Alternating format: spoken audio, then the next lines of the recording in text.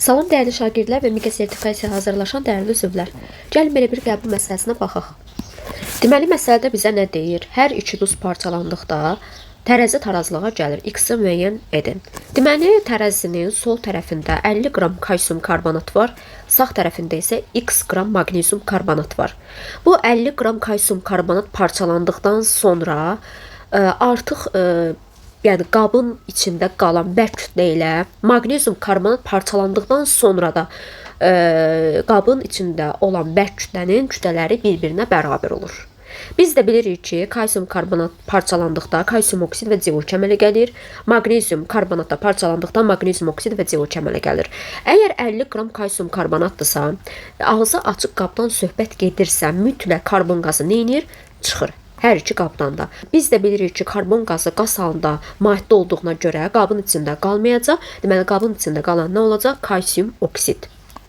Kalsium karbonatın öz kütləsi 100 qramdır. Kalsium oksidə X, altından isə yazıram 56. X buradan bərabərdir.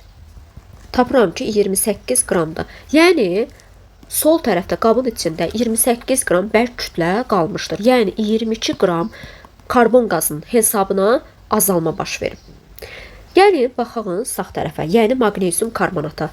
Əgər ki, parçalandıqdan sonra tərəzinin gözləri bir-birinə bərabər olmalıdırsa, sol tərəfdə 28 qram bərk qalıq əmələ gəlirsə, sağ tərəfdə də 28 qram bərk qalıq əmələ gəlməlidir. Biz də bilirik, magnezium karbonat parçalandıqdan sonra magnezium oksid əmələ gəlmir. Karbon qazı çıxır da, qabın içində nə qalır? Magnezium oksid. Demək ki, magnezium oksidin kütləsi 28 qramdır. Öz kütləsi də 40 qramdır. Magnezium karbonatın üzərindən X yazıram. Altından da 84 qram. X-a 28-dirsə, 84-ə 40. X buradan bərabərdir 58,8-ə. Demək ki, magnezium karbonatın kütləsi 58,8 qram olmalıdır ki, parçalandıqdan sonra 28 qram bərk qalıq əmələ gələ bilsin. Yəni 30,8 qram karbon qazının hesabına azalma baş versin. Demək ki, cavabımız olacaq 58,8.